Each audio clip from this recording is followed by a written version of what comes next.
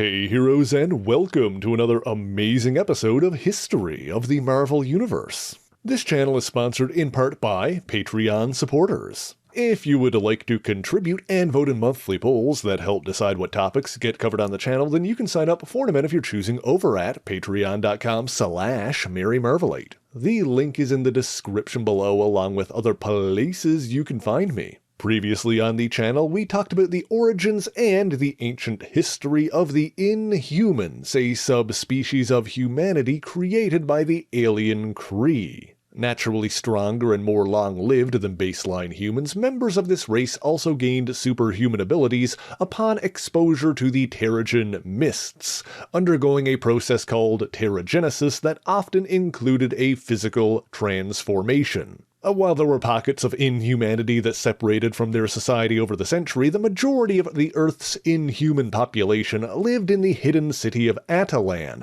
also known as the Great Refuge, which at the start of the Marvel Age was nestled in the Himalayas. Of course, the mightiest and most notable among them are undoubtedly the Inhuman royal family. First and foremost is their rightful king, Blackagar Boltagan, or Black Bolt for short. Considered by many to be the most powerful Inhuman, Black Bolt is not only stronger and faster than most, but also has the ability to manipulate ambient electrons for a variety of purposes, including flight, force blasts, and telekinesis. Of course, his most famous power is his ability to use his voice to unleash immensely devastating shockwaves, which unfortunately forces him to otherwise remain completely silent. There was his beloved Medusalith Amaquilin, or Medusa for short, who was betrothed to Black Bolt and had complete control over her superhumanly strong prehensile hair. Meanwhile, Black Bolt's brother Maximus coveted the throne and often plotted to usurp it for himself. A scientific and technological genius, Maximus possessed mental powers such as the ability to influence the minds of others, but ironically a conflict with his brother left his own mind unhinged, and he was saddled with the unflattering alias of Maximus the Mad. Other members of the royal family include Medusa's younger sister, Crystalia Amaquilin, or Crystal, who could bend the four classical elements of water, earth, fire, and air. Their cousins, Gorgon, who could create seismic shockwaves by stomping the ground with his hooved feet, Triton, an aquatic inhuman who required sufficient moisture to survive for extended periods out of the water, and Karnak, Triton's younger brother, who could mentally perceive and identify the flaws and weaknesses in anything he observed. Finally, there was also the royal family's canine companion, Lockjaw, a gigantic bulldog that was experimented on by Inhuman scientists and gained the ability to teleport himself and others vast distances. While members of the royal family had some brushes with the outside world in the earliest days of the Marvel Age, things really kicked off after Medusa was rendered temporarily amnesiac during one of Maximus's attempted coups, and subsequently recruited by the mad scientist Bentley Whitman, aka the Wizard. As a member of his criminal quartet, the Frightful Four, she faced off against the Wizard's more fantastic rivals, but was eventually found by her fellow royals and ultimately regained her memory. It was during this time that Medusa's sister Crystal first encountered Johnny Storm, the Human Torch, initially mistaking him for an Inhuman because of his powers. While there was a mutual attraction between them, Crystal was forced to return to the Great Refuge with the rest of her family, leaving him behind. Of course, soon after arriving, Black Bolt reclaimed the throne from his brother Maximus. Meanwhile, the Fantastic Four encountered another notable Inhuman, Cadillac the Seeker, who had been tasked by Maximus to return any wayward Inhumans back to Attilan. As a result of this meeting, Reed Richards was able to deduce the location of the Great Refuge, and the Fantastic Four traveled there to investigate. In the ensuing confusion, Maximus unleashed a weapon called the Atmo Gun that was designed to wipe out all of humanity while sparing the Inhumans. However, that scheme failed as Maximus failed to realize that the Inhumans were simply a subspecies of humanity rather than a separate animal entirely, and thus neither race was affected. Indignant in defeat, Maximus instead used his technology to erect an impenetrable negative space barrier around all of Attilan, and the Fantastic Four narrowly escaped the city before it was closed off. Efforts were made from both sides to dispel this negative barrier, but none were successful, until Black Bolt had his subjects take cover in underground shelters so that he could unleash the full, unbridled power of his devastating voice, damaging much of the city but cracking open the barrier so his people need not remain trapped. Among the Inhumans, Triton became particularly enamored with the outside world due to the freedom afforded to him by the planet's vast oceans. In one adventure, he joined forces with Namor, the Sub-Mariner, in a battle against the villainous Plant Man, and Triton ultimately became one of the few individuals who Namor genuinely considered a friend. Crystal, meanwhile, reunited with the Human Torch, and a romance began between the two teenage superhumans. She aided the Fantastic Four and even formally joined the team when Sue Storm took a leave of absence after the birth of her son Franklin. As for Maximus the Mad, he continued to scheme and recruited a group of so-called evil Inhumans to his side, including Falcona, Leonis, Aereo, Timberius, Stallior, and Nebulo. This group clashed with the likes of the Incredible Hulk and the Fantastic Four, and they even helped Maximus briefly reclaim the throne when he used hypnotic potions to subdue and imprison the other royals.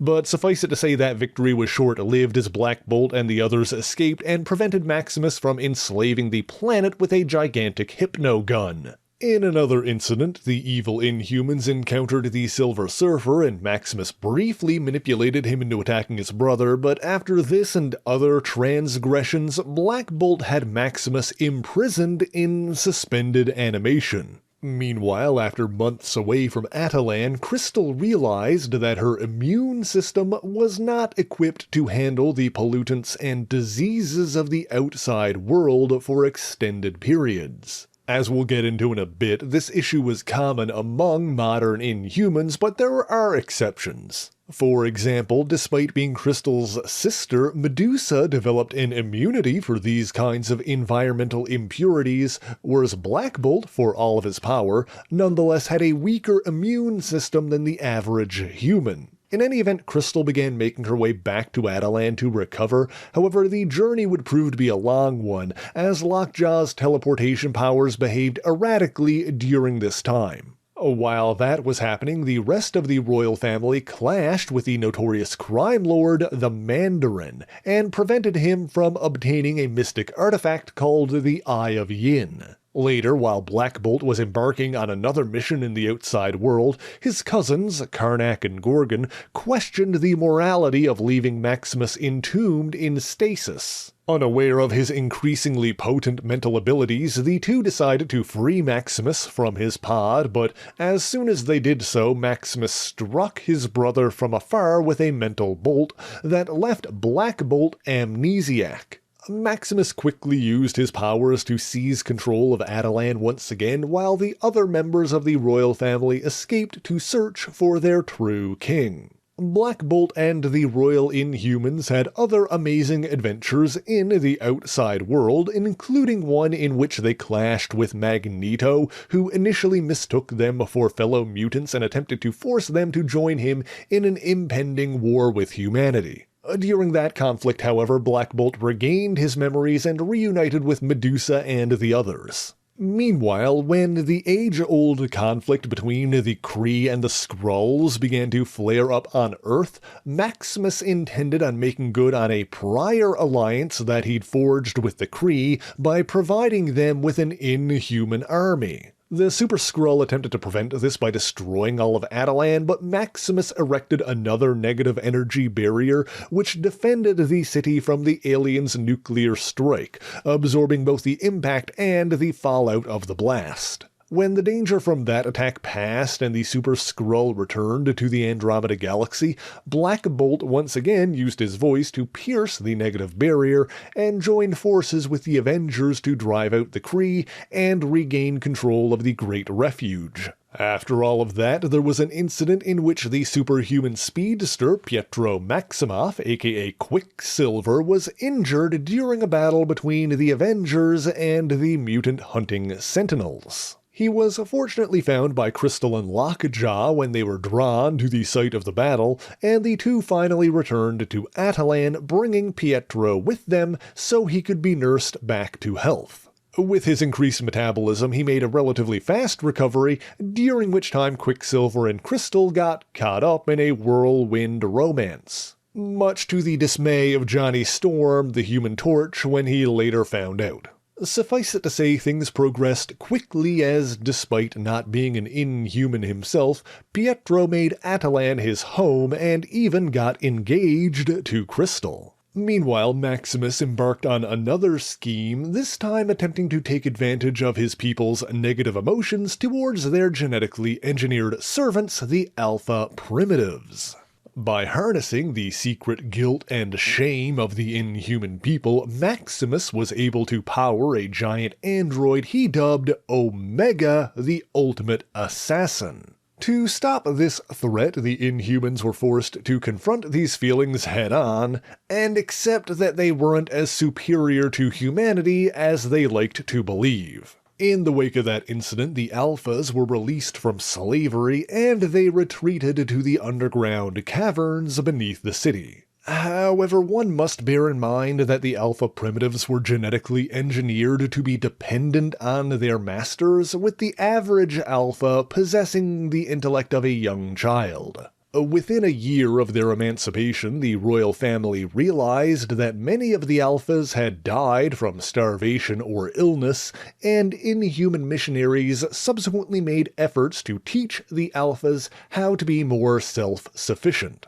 Ultimately, a small handful of Alpha Primitives settled elsewhere in the Himalayas to form a community of their own, while a number of others simply returned to a life of servitude. In the meantime, with Susan Storm having stepped away due to a quarrel between her and Reed, Medusa decided to take her place on the team, becoming an official member of the Fantastic Four. Later, just prior to Crystal and Quicksilver's wedding, Maximus merged the dormant Omega with the remains of the killer robot Ultron 7, who launched an attack on the ceremony, but was ultimately destroyed by Reed and Sue's superhuman son, Franklin Richards. Despite that interruption, Crystal and Quicksilver were nonetheless wed soon thereafter. Sometime after that, the Inhumans clashed with a warlord from the fifth dimension named Zemu, who sought to conquer Attilan. Aided by the Fantastic Four, they ultimately defeated Zemu and thwarted his plans. It was also during that conflict that Susan returned to the Four, and Medusa decided to leave the team to once again be beside her beloved Black Bolt. Over the following months, the Inhuman royal family clashed with a warrior from the Negative Zone known as Blastar, the Living Bomb Burst, a Kree agent named Erides, aka Shatterstar, not to be confused with the X-Force member with the same codename, and the Pursuer, a formerly regular cockroach that had been mutated into a humanoid form by a Kree energy template. These conflicts were largely orchestrated by the Kree Science Council, who wished to enslave the Inhumans and use them in a renewed war with the Skrulls, called the War of Three Galaxies, in which they would use the Milky Way as a battleground rather than either of their home galaxies, hence the name. Unsurprisingly, Maximus attempted to take advantage of all of this by selling out his own people to the Kree. He was ultimately thwarted, but during the conflict, Black Bolt unleashed a scream that destroyed most of the Great Refuge. In any event, the Kree Science Council eventually learned that the one among them spearheading this initiative, Poor Bot, was actually a Skrull imposter who plotted to lead both the Kree and the Inhumans into a Skrull ambush, decimating them both. Understandably, the Kree quickly cancelled any plans that were influenced by Poor Bot, including their attempts to claim ownership over the Inhumans of Earth. While all of that was happening, the Inhumans in Attilan swiftly began to rebuild and redesign their home. The one who led the reconstruction efforts was an ambitious Inhuman named Thraxon, who tried to use this as an opportunity to seize power for himself. Crystal and Quicksilver tried to quell this attempted coup by confronting him directly, but Thraxon forged an alliance with an ancient Egyptian mutant, Anath-Na-Mut, better known as the Sphinx, who temporarily increased Thraxon's powers, allowing him to project powerful force fields. As a result, Thraxon was able to defeat and capture Black Bolt and the other royals upon their return. However, Crystal and Lockjaw escaped and enlisted the aid of the Fantastic Four, who helped free her family and defeat both Thraxon and the Sphinx. In any event, while Attilan had lost its ancient architecture, it was soon completely rebuilt with all new buildings and spires. The Inhumans had other adventures in the meantime, including one in which Black Bolt joined forces with the Thing to battle the supervillain Graviton, who had mutated into a monstrous 50-foot form. Sometime after that, Maximus the Mad schemed once again, this time allying himself with a group of human scientists known as the Enclave, who longtime viewers of the channel should be familiar with. The Enclave abducted Medusa, intending on using her in their own schemes, and within a week they launched an attack on the newly rebuilt city of Attilan. In the midst of this conflict, the denizens of the Great Refuge began to fall ill, suffering a similar malady as the one that forced Crystal to leave the Fantastic Four. It seemed as though the Great Refuge was doomed to fall, but when the Enclave prepared to finalize their victory by executing Medusa, Maximus turned against them, using his knowledge of their tactics and weaknesses to turn the tide of battle. In the end, Medusa was saved and the Enclave were defeated. However, Maximus seemingly lost his life in the battle. In truth, he had fallen into a death-like coma, and his still-living body was placed in a crystal coffin in the royal crypt. Meanwhile, Quicksilver ran to the Fantastic Four for help with the plague that was affecting the Inhuman people, and Mr. Fantastic confirmed that even the Great Refuge was no longer safe from the pollutants produced by the human world. Reed was fortunately able to rather quickly synthesize a chemical that counteracted these effects. However, this initial formula required daily ingestion and was not practical or viable as a long-term solution. However, there was one place with a breathable Earth-like atmosphere that hadn't been polluted by mankind, a region of the moon known as the Blue Area, the origins of which were discussed in our video on the Kree-Skrull War. While the Inhumans prepared Attilan for the journey, Black Bolt descended into the tunnels beneath the city and had the remaining Alpha Primitives join his people on the surface. Then, when everything was in readiness, Black Bolt used his powerful voice to cleave the city from its mountain home. Using similar technology to the kind that was used the last time the city was moved, Attilan left the Earth itself and resettled on the blue area of the moon. Not long after that, Crystal gave birth to the first child born on the moon, a daughter appropriately named Luna Maximoff, who, despite her superhuman parentage, appeared to be genetically human. After that, there was an incident in which, while exploring the water-filled caverns beneath the city, Triton discovered an alien crystal that caused the denizens of Attilan to experience a collective hallucination of their city and the moon itself being torn apart by an impossibly large invader. That nightmare ultimately came to an end when the device causing it was destroyed, but the psionic ordeal did also awaken Maximus within his sealed sarcophagus, and in the confusion he succeeded in using his mental powers to switch bodies with his brother Black Bolt. He began to scheme once more, again allying himself with the Enclave, but while that was happening, the United Nations asked the Avengers to investigate Attilan and determine if the Inhumans were a threat to global security. Of course, with Captain America having already met and befriended the royal family, this was more of a friendly check-in than anything else, and in the end the Avengers and Inhumans uncovered Maximus's schemes, forcing him to relinquish his brother's body. Sometime after that, Black Bolt finally married his longtime fiancée, and Medusa Immaculate Boltagon officially became Queen of the Inhumans. Of course, she and the others remained close allies to the Fantastic Four, and Crystal even rejoined the team for a time by using an improved, more long-lasting version of Reed's immunity-boosting serum. Later, when Medusa learned that she and her husband would soon become parents, the Genetics Council, who effectively served as Attilan's Supreme Court, demanded that the unsanctioned pregnancy be terminated.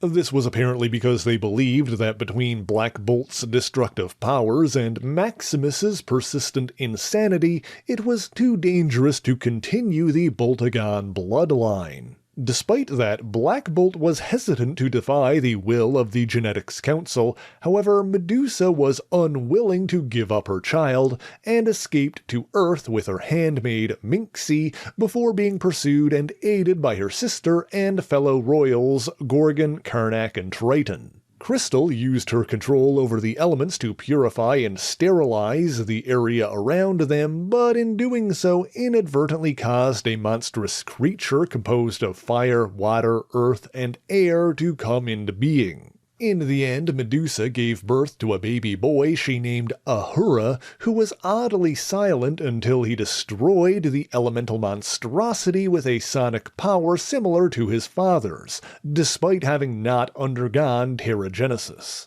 Black Bolt met his son soon thereafter and encouraged Medusa to return with him to Attilan, where she reluctantly allowed Ahura to be taken by the Genetics Council for examination. However, the Council's Chief Justice, Atrophus Los, and his inner circle hoped to use this as an opportunity to seize even more political power. To this end, he made a deal with a human geneticist named Skip Ash, receiving advanced gene-altering technology in exchange for the baby Ahura. Now, Los always intended on reneging on this deal by retrieving Ahura and using Ash's technology to modify the child, transforming him into a pawn that they could place on the throne as a figurehead after deposing Black Bolt. The child was exposed to Terrigen and placed on a spaceship bound for Earth. However, this vessel crashed in New York State, and Ahura was found by a childless couple from Pottersville, Norm and Vera Adams, who took him in and named him Pope. As a result of his exposure to Terrigen in his infancy, Ahura, now Pope Adams, developed exceptionally quickly, reaching middle childhood in a matter of months. His powers also shifted, and he apparently lost his vocally induced shockwaves, instead gaining various psionic abilities, including the power to instantly kill another creature by staring at it. This ability became known as the Evil Eye, and as a result of all of this, the people of Pottersville were unsettled by Pope Adams. Meanwhile, Gorgon and Karnak took notice of Ahura's disappearance and traveled to Earth to find him on Medusa's behalf, starting their search by confronting the geneticist Skip Ash after learning that he had dealings with Attilan. When that lead seemed like a dead end, the two Inhumans joined forces with Skip's daughter, Brandy, a genetic creation known as Number 9, and the masked vigilante Daredevil, who was initially there for unrelated reasons. This eclectic group got into confrontations with the likes of a revived Ultron and the notorious Hell Lord Mephisto, but in the end Gorgon and Karnak entrusted Ahura to the couple who'd been raising him in the hopes that he would be safe from the Genetics Council. However, Cadillac the Seeker later learned of the boy's location when Gorgon talked a little too much while drunk. The Genetics Council dispatched a group of Inhumans to retrieve Ahura, but were ultimately foiled by the royal family and the Fantastic Four. With the Chief Justice's schemes exposed, each member of the Genetics Council was removed from office. A new council was put into place soon thereafter, one that, for the first time in Inhuman history, was democratically elected. Meanwhile, Black Bolt decided to abolish the monarchy and retired to Earth with his wife, son, and other members of the former royal family. However, if you want to know how that turned out and what happened next for the Inhuman people, well, you'll just have to let me know in the comments below, because that is all I have for you this week. But let me say thank you so much for watching this video, and if you enjoyed it, be sure to leave a like, subscribe to the channel, and share it on your favorite social media. As always, the issues referenced in this video are listed in the description below if you would like to read them for yourself, as well as links to other places you can find me. Let me give a special shout out to all of my Patreon and Ko-fi supporters, Twitch subscribers, and YouTube members who help make the channel possible. By signing up for any ongoing amount on any of these platforms, you'll get your name in these special thanks here, but Patreon is the one that helps determine what topics get covered on the channel via monthly polls. And as always, if there is anything that you want me to talk about, be sure to let me know in the comments. But that is indeed all I have for you this week, and so until next time, true believers, Excelsior!